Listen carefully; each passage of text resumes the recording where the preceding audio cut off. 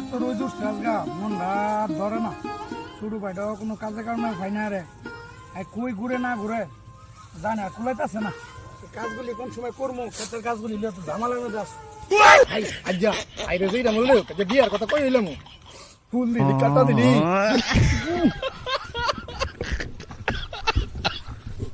আসসালামু আলাইকুম। তুই কই? আমি খাইতে মরি, কাজ করতেছি একলা। তুই সারাদিন রং বাজারে ঘুরে ঘুরে বেড়া গেছো, কামটা কি? ভাই আপনারে কইছি আপনি আল্লাহ কাজ করেন না তো না আমার বিয়া করেন ভাই।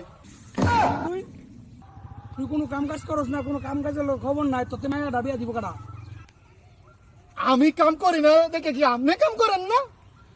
আরে কর দোক, আমি কাম করলে তোতে মানুষ মায়া বিয়া দিব। বিয়া যদি না করা তো আমার মুসলমানি করাইছ কে রে? আজকার ভিত্তা আমার বিয়া করাইতে হইব।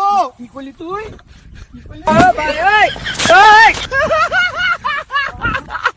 নিজে বলইয়া ঘুমা আমার বিয়া করাইতো না